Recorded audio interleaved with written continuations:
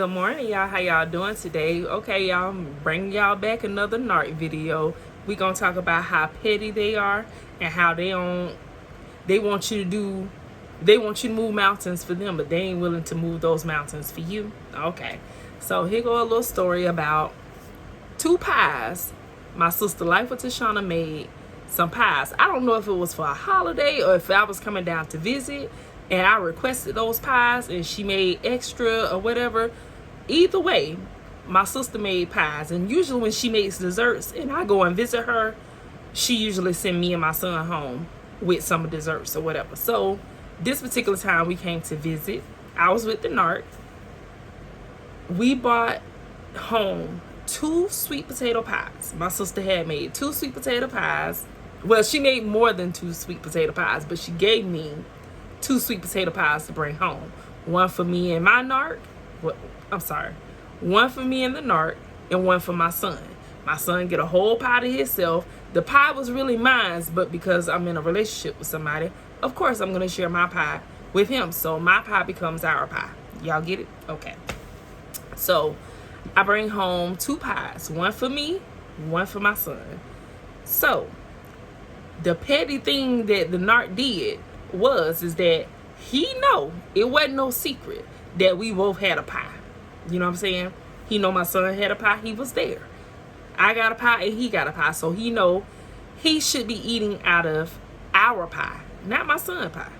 So I go around the corner and he's in the kitchen and I hear the aluminum foil opening up or whatever. And so I'm thinking that because he going in the pie, he going in the right pie.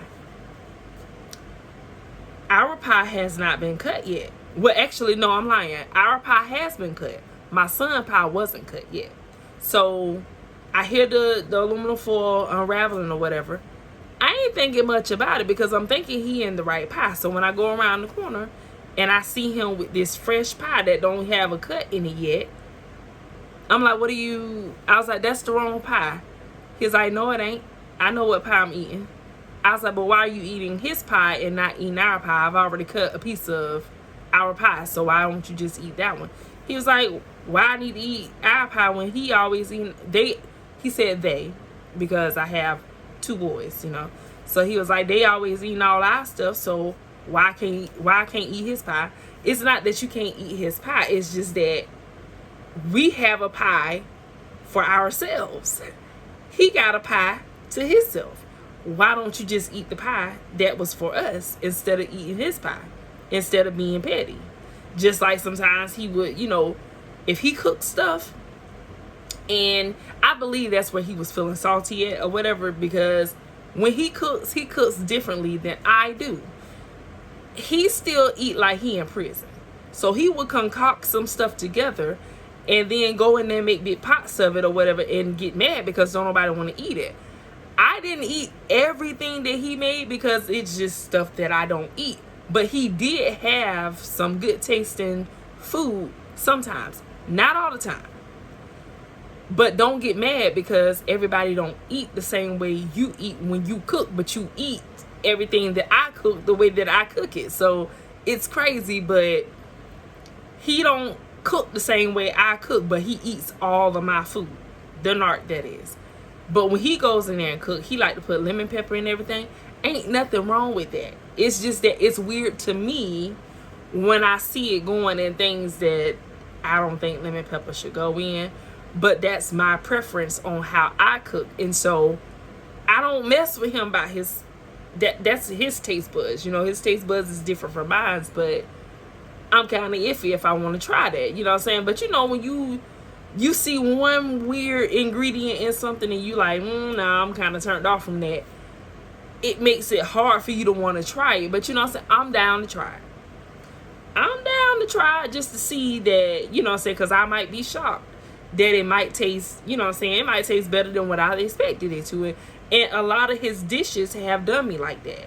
He would put stuff in there that I wouldn't normally put in my food. And I'd be like, you know, you gonna put that in there?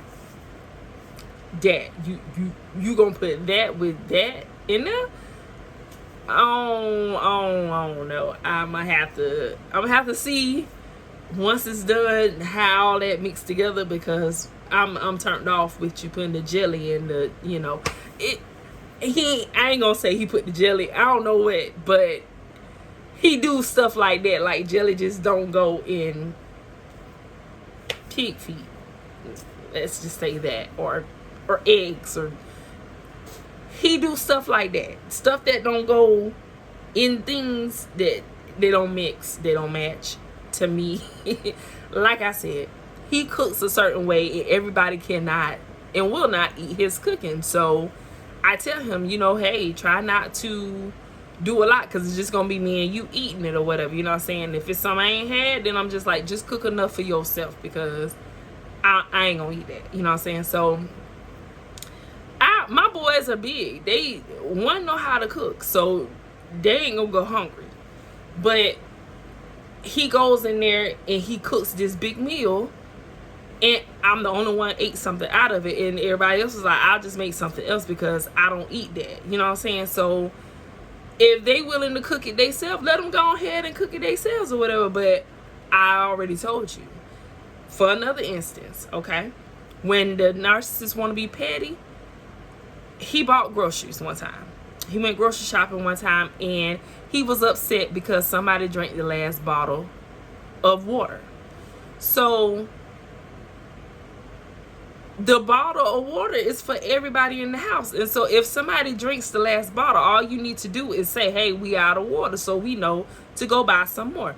He already know the rhythm of things, and so why you acting different now? But the narcissist was always spontaneous with these attitudes. Like, you just don't know what you gonna get each day. You know what I'm saying? If he having a good day, I try to, roll with him having a good day. But then when he go to acting funny, then I just back up off of him and leave him alone for the day, because I ain't got time for your shenanigans. I don't have time to sit here and babysit your attitude, because I don't know what you got an attitude for. So he upset that somebody drank the last bottle of water. So he thought it would be a good idea to go to the store and buy all of this frozen food that we don't eat here. He bought like them, I call them fake ribs. When you know how you can buy the little Salisbury steak things or whatever. We eat those, but we don't eat a whole lot of that. So what he did was, when they got a whole bunch of those, and stuffed the freezer full of those things, and was like, and they better eat it. I went and looked, because he went shopping without me. I was at work. So when I came home, it's a freezer full of god doggone boxes. And I'm like, what is all of that in there? And he was like, groceries. I was like, you must finna eat that stuff. I said, well, we don't eat that like that. It was like chicken parmesan. It was like ribs. It was turkey and gravy. Now, we would do the turkey and the gravy, and we would do the Salisbury steak, but we was not finna eat all that other stuff, because that stuff don't taste good to us, and it definitely don't taste good to me. I can't eat everything that comes in the frozen meat section or whatever. It's a certain taste that I got to have, and it ain't that. And he had filled the freezer up with that mess, and I was just like, sir, who finna eat that? And so it sat there, and he was mad because nobody was eating it. I was like, listen, you wasted your money.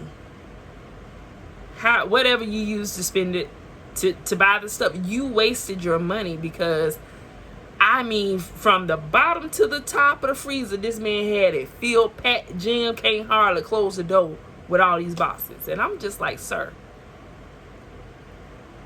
what possession? I mean, he didn't buy no real meat whatsoever. He bought all the meat in those little containers. And I was just like, who finna eat this? I'm like, I hope you can get all this stuff down, sir, because this is a lot.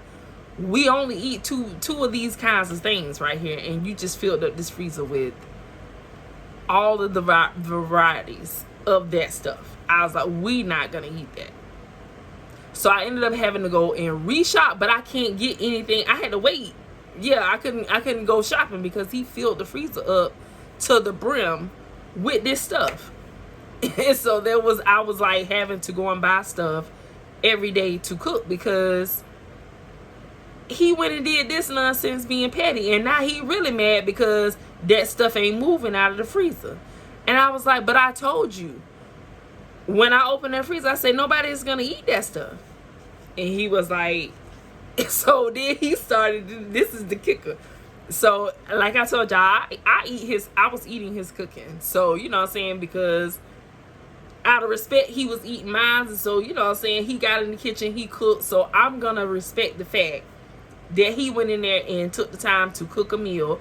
And he thought about me and actually bought me a plate, fixed it, took the plate away and put it in the kitchen, all that good stuff. So, I considered all of that or whatever. So, when he started bringing, as long as he was bringing me the turkey and the Salisbury steak, I was good to eat it. But if he started bringing me the other stuff, baby, I don't want it. I don't want that. I eat the vegetables and everything on the side, but I don't want that. I know I don't like that. So now he's sitting here with the powder fat. I bet I won't cook you nothing else. But sir, I already told you this. So if you was listening and paying attention when I told you it's only 2 certain meats in there that I eat out of this stuff, why are you mad? Don't bring it to me on no plate thinking you're going to force me to eat it. I'm not going to eat it. So he goes in there and he's all like, I ain't cooking for you no more, this, that, and the third. And I'm like, you know what? It's fine anyway, because I want everybody to eat in the house. When I feed the household, when I cook, I feed the whole entire household. I don't feed just myself. But that's probably the mother in me and the woman in me. You know, so I be moving like somebody's wife around here, just moving with all the wrong people or whatever. But so back to this pie. So he cutting the pie or whatever, and I'm just telling him, I'm like, yeah, so what? That they eat the food. That's what the food is here for. I ain't never been petty over no food. So anybody in the house gonna eat. Everybody gonna eat. That's just how I roll. So yeah, he was like, they eat all the food, so I'm gonna eat theirs. And I'm like, no, we're not gonna eat his pie and then hold on to our pie because that's how he moved. We're not gonna do that. And he was mad because he thought that I should have been on his side. And I should have agreed that, yeah, we should sit here and eat my son's pie that his auntie gave him. She already gave me a pie, so why I need to sit here and eat his when I got a whole pie? Just to make mine last longer? To eat somebody else? That's selfish. He was real selfish. And so I'm just like, nah, I'm not going to do that. Then some other petty stuff he did one time. So I'm going to just give y'all a cluster of stuff or whatever. But so when my son turned 18, he got real petty, gonna tell something. So now that he 18 years old, you don't have to cook for him no more. Now you just cook for me. I don't run my household like that. And with him in and out of the household like that or whatever, I'm not finna change feeding somebody. I will feed a total stranger. So I'm gonna stop cooking for my son and I'm gonna stop cooking for the family and just focus on you. No, that's not how that's gonna work. Especially when you could be here one minute and go on the next. No, sir, I'm not finna give you that. I might have given him a whole lot of things, but I wasn't finna let him do that. I've been cooking for my kids. I'm not gonna stop now. When it comes to food, I'm not petty like that. Everybody gonna eat. If it's company over here and we about to eat dinner, I'm just gonna go ahead and make enough if I got enough to feed everybody in the household. I'm gonna consider, because ain't nobody gonna be hungry in my house. You know what I'm saying? And so he's just like, now that he 18, you don't need to cook for him no more. All you need to do is focus on me. You ain't just focused on me. And at that time when he said that, I'm already aware that, you know, he got all these shenanigans and stuff going on with other women. So I'm just like, nah, you can't give me no, like, don't get me wrong when I say this, because this is not towards all men. This is just towards the narc that I was dealing with. You can't do right to save your life, to be good to me. And here you is want to tell me how to treat somebody and tell me what not to do and what to. You can't even listen to me when I tell you to stop hurting me. So therefore, anything he suggested, I just started dismissing. I'm like, I'm not doing that. I'm not. No, I'm still going to cook for my son. If I'm in here cooking for you, I will cook for the whole entire house. I'm not finna just go in here and cook a meal for me and you, and then we finna sit down and eat this meal while everybody else. I mean, they will not go hungry. They will not go hungry. But I ain't never moved like that before. If I cook for the whole house. unless I'm cooking something that I know they're not gonna eat, but I'm cooking something that they will eat. And that's just me. I ain't saying nobody else got to do that. And I didn't request that of him when he cooked. So, because he seen how I moved, which is, he be doing a whole lot of hypocritical stuff. Because then he would say one thing and then turn around and do that same thing. Oh, you don't need to cook for them no more. But guess who turned around and was cooking a whole meal for the family, including the kids who he said you don't need to cook for them no more. They're 18 years old now. Who in there cooking and cooked enough for everybody? Something that they like and he knew they would eat. Him, the narc. He in there cooking for everybody. I was like, who you cook? Who? Why you got all them big pots? Nah, and then he gonna act like he ain't never said what he said. Oh, I'm cooking dinner for everybody. I thought you said you weren't cooking for nobody no more. Well, nah, I wanted to eat this tonight, and I know everybody like this, and so I just decided to cook it. I walk away. I'm like, you old hypocrite, bro. You be saying one thing and then doing the next one. Then I'll come in there and be like, what? My son did something. Well, you know, he be lying a lot too, but my son did something, and then he said that he came and complained about it, but turned around. Oh, okay, that's what it was. So sometimes when I'm telling my son to do something, he was back talking, but he was joking all at the same time with it or whatever. He was going to do it, but he just had to have the last word. He had to say something instead of just going to do what I told him to do. That is aggravating. Yes, it is. Anytime you tell your child to do something and they got all these different funny sayings and all these extra distractions that they trying to throw at you to get you to not make them do what they want to do. My son used to do that to me or whatever. We have gotten way better with that now. When I say do something, he gonna snap to it. We ain't got all that extra stuff going on or whatever. I agreed with him when he complained about that. But we had been moving like that for a very long time, and I was trying to find a way to break my son out of that, and eventually it broke. But here it is, he over here like, I can't stand when he be talking back to you like that, this, that, and the third. As a man should feel, when it came to him being a man, y'all, I gave him the utmost respect.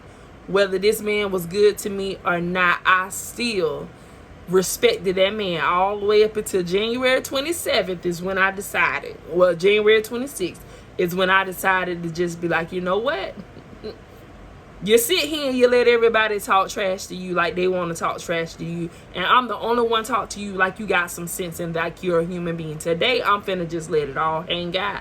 Because you acting like you don't care about me right now. So I'm finna show you how I really feel. You know what I'm saying? And so on that day, he got to get the person he had never seen before. I was disrespectful. I ain't gonna lie to y'all. I ain't got no reason to lie to y'all. When I come on here and tell y'all about me, I'm telling y'all the truth. He was everything but the child of God that day. Everything that I tried to give him grace with, and he's still throwing the junk up in my face and doing the same thing over and over again. When I caught myself forgiving you for it, and then you turned around and did the same thing all over again. Yeah, I ate him from left to right, from A to Z, from Z to B. I went ham. You know what I'm saying? Because it's like, I respect you so much that I allowed you to disrespect me. And now that I see that you just don't care at all, that you don't respect nothing that I did, anything that I sacrificed, which narcissists don't, I was like, you know what? Bump it. It's finna be a different day today. That's what it was gonna be. Gonna be a whole different day. So you come to me and say you don't like the way my son talking to me, and then you turn around and let him talk to you the same way. Where they do that at? So he would do a lot of saying what I shouldn't do, but then turn around and do the same thing. You don't need to be doing this and you don't need to be doing that. And I'm just like, just make sure he don't do it to you. And then he turn around and let him do it to him. And I'm like, where you was at? Why you ain't say nothing to him then when he was doing something? Don't come in here and yell at me because you let him do it. I'm sick of every time I turn around, I say something to him, he got something to say back. Ain't that the same thing you were saying he was doing to me? You were supposed to handle it different. But he was a little kid all himself. He was not mature at all. Even though he had the age, I was still the maturest person in the relationship. So we can't go by people's ages, y'all. We just can't. Somebody left a comment saying that he was like, when he was looking under my food video, he was like, man, she a keeper. She wife material. She can cook this, that, and the third. He was like, that food look good or whatever. Something about the greens. He said them greens like they taste good or whatever. I am definitely wife material. I definitely am a keeper. And I definitely can throw down in the kitchen. But a lot of the times, you end up doing all those things for all the wrong people, boy. And it make you feel like, I ain't going to ever do them things again, boy. Like because I'm telling you. When it come down to cooking going to be like sex. It's going to be like, hey, listen, you can't get that until you show me some stuff. I ain't cooking for any and everybody. Because people will use you. People will use you. If you start out cooking these people full course meals and letting them enjoy it and stuff, then they start taking advantage of you and you ain't got nothing. They ain't gave you nothing, but yet they getting all of the supply out of you. They getting everything that they need out of you and you ain't getting nothing from them. And so I'm past them days. So if you got a narc in your life and they doing them double standards or they hypocrites, baby, look out for that. Don't, if they telling you, oh, you need to tell your child this, that, or you need to tell your friends this, that, and the third, baby, don't go check your friends by nothing, because they ain't finna. If your friends do it to them, they ain't gonna say nothing about it. All they gonna do is come back and complain to you, and you will be sitting there thinking like, oh, okay, well, if my friend do what he said he don't like or whatever, or she don't like, they gonna go check them. They don't. All they do is come back and try to beat up on you like the punching bag. That's it. So don't go waste your time trying to go and say stuff because you trying to keep the narc happy. Baby, do you. Ain't no peace. Narcissists don't like peace. And that's what the narc that I dealt with, that's what he loved to preach. I don't like no drama and I don't like no mess. I love peace. Well, when I gave you peace, you didn't let peace be still. You just kept on finding more things to create drama and problem and chaos. I was giving the narc peace. Did not want it. I ain't bothered with them like that. I didn't argue with them like that. The argument started because they said something to me. I brought peace. So I'm trying to tell you, ain't much you can do to please a narcissist. You can't. You will go to your grave trying to still please a narcissist. You can't make them happy. They're not happy individuals themselves. So don't go above and beyond moving mountains for them. The narc told me, well, maybe if you're home at night instead of working at nighttime and start working during the daytime, maybe I won't travel so much. What I did, got my schedule switched to days instead of doing overnight, so I could be home with him, so that way we can get a better relationship going or whatever.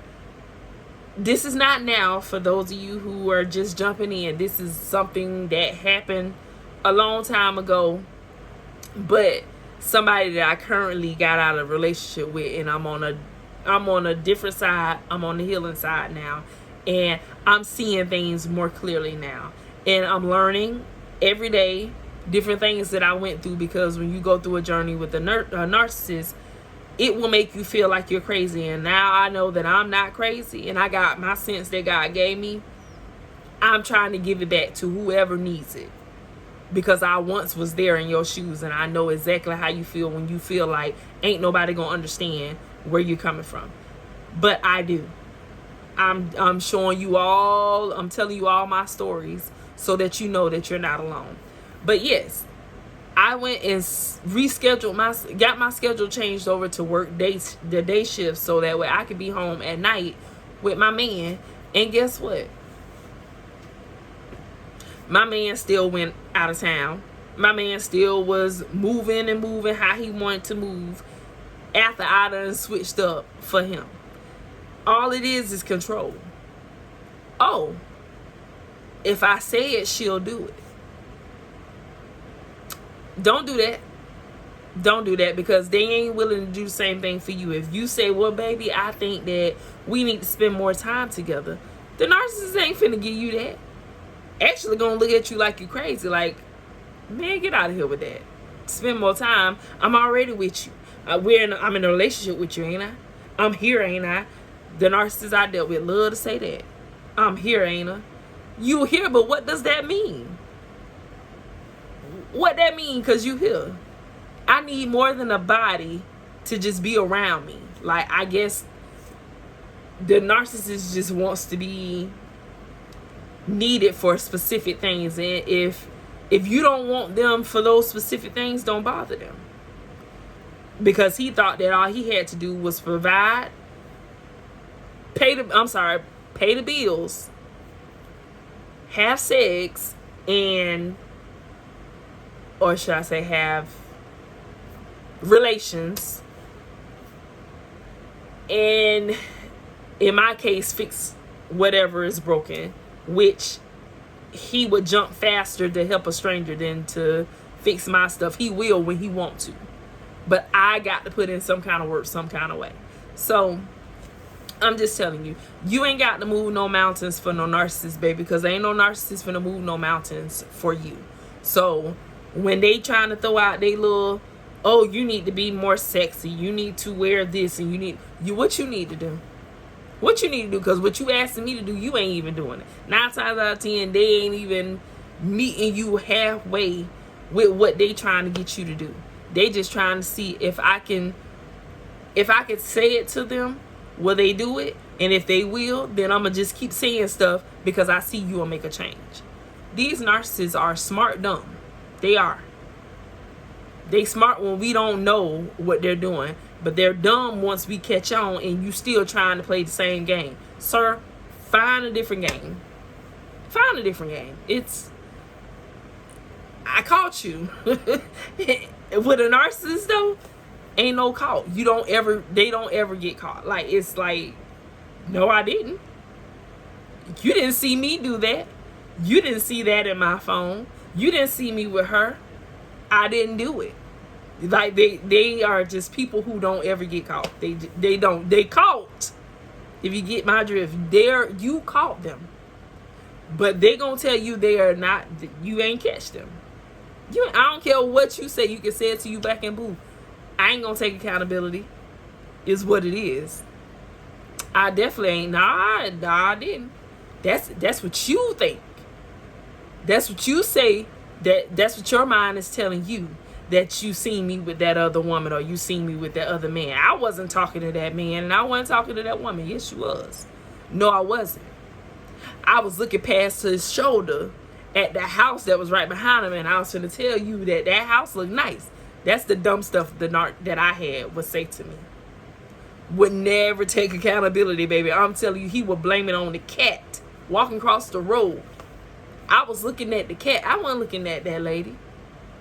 I wasn't over there talking to that lady. I was talking to her baby. Sir, if you don't stop your line, that's peep the red flags and don't sleep on them. If you got this going on, baby, go ahead and plan your escape. That's all I can say. Plan your escape, because it ain't gonna get no better. I sat there and I sat long enough for you that you ain't got to go through this unnecessary stuff, because I waited it out 4.5 years. Other people have been in those relationships way longer than 4 years, baby, but I'm telling you, it don't get better. It don't. And I'm the queen of second and third and fifth, sixth, seventh, 10th chances, and it didn't work. I gave chance after chance after chance, thinking, praying, hoping. It didn't change. It did not change. I changed. So if you stay in it long enough, it was meant for you to stay there, for you to get the lesson that you're about to get.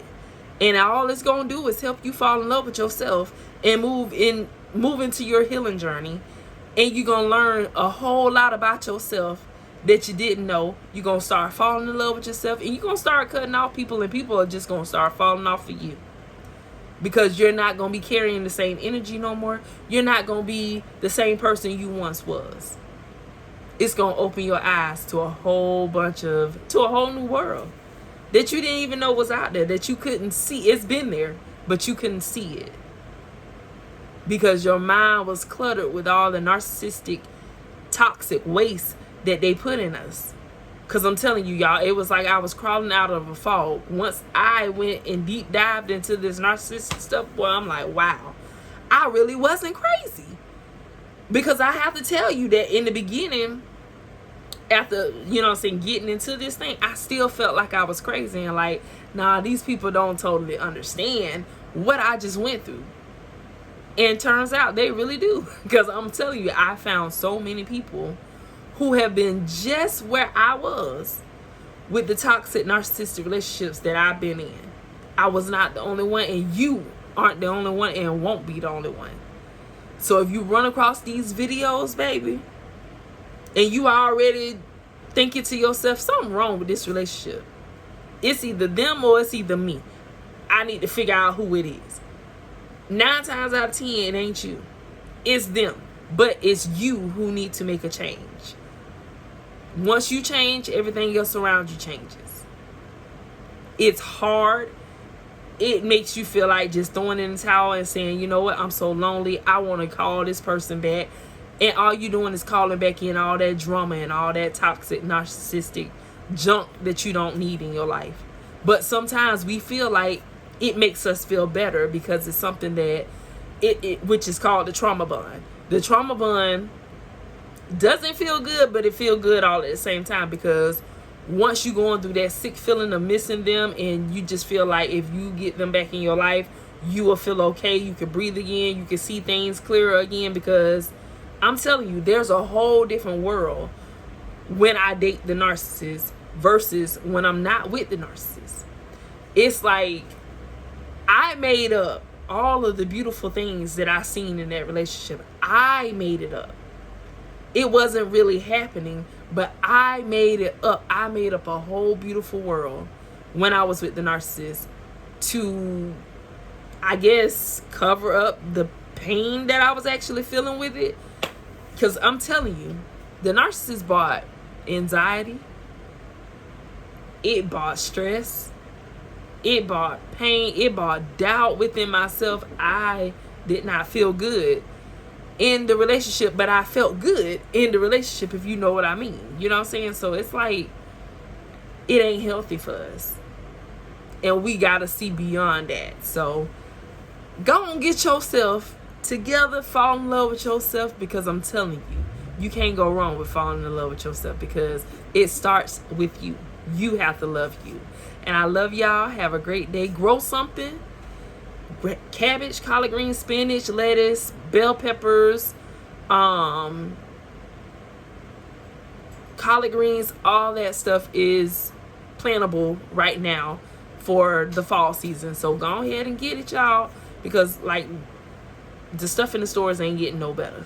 So go ahead and fall in love with yourself and grow something. I love y'all. Have a blessed day.